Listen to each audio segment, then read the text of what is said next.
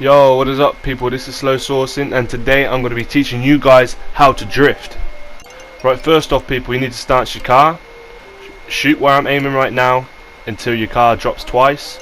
Shoot where I'm aiming now until your car drops twice, and repeat to the other side, okay? You cannot drop your car, or stance it shall I say, if your car has bulletproofs, alright? Right, let's move on. Right guys, in order to drift how I'm about to drift right now, you need to learn how to do single gear shifting, okay? And single gear shifting is basically, do you know when in the second gear you double clutch your car, right? Well, instead of your car double clutching, what you're doing is doing the double clutch but not letting the car thrust forward. And how to do that, you ask, right?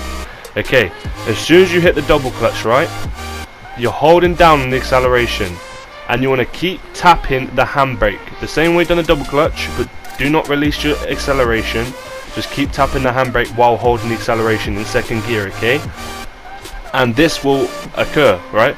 You start trying to oversteer, the car will try and do donuts. So basically what you're trying to do now is trying to steer the car in your direction you want it to go, around corners, and you're basically drifting, okay? That's how to do it. You need to learn how to do single gear shifting. Single gear shifting is, I repeat myself, where the car double clutches in second gear, but you're not letting the car change gear, okay?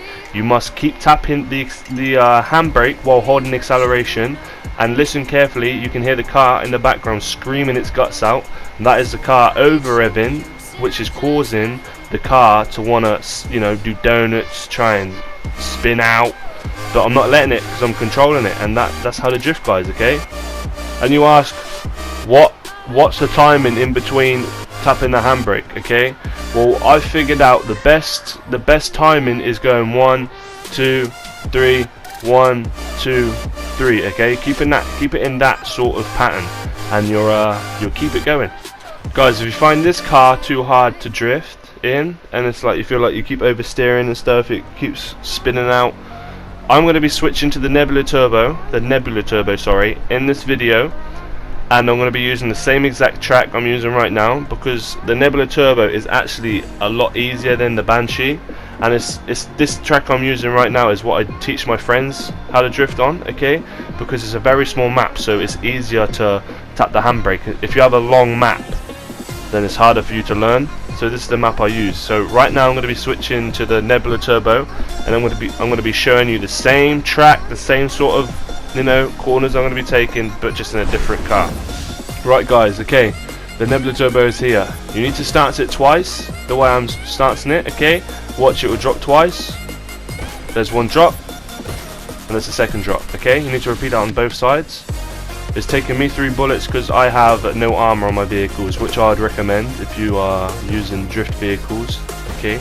You don't want no armor. It's a lot easier to stance, and there's no, you know, having to wait there, having to shoot 7 bullets each time.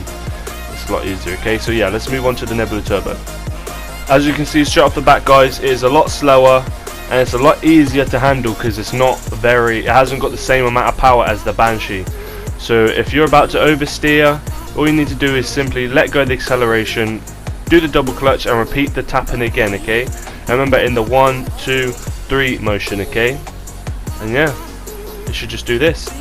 So yeah, if you are trying to learn how to drift, well obviously you are because you clicked the video, but yeah, I would obviously recommend this track I'm doing right here, and I would recommend you try the Nebula Turbo before the Banshee, okay? But if you find that the Nebula Turbo is a bit too slow for you and you want to step up a bit, obviously go to the Banshee, okay? But I'm just saying this because a lot of people, when they go to the Banshee, when I'm teaching them, they're always trying to oversteer. Well, not trying, but they're oversteering, going, you know, doing donuts and stuff. So it's always good to start off with the car that's not got as much power, but it's still just the same thing, okay? But yeah, anyway, that's me done. Don't forget to leave a like, don't forget to leave a subscribe, and keep it saucy, okay? Peace out, people. Thank you.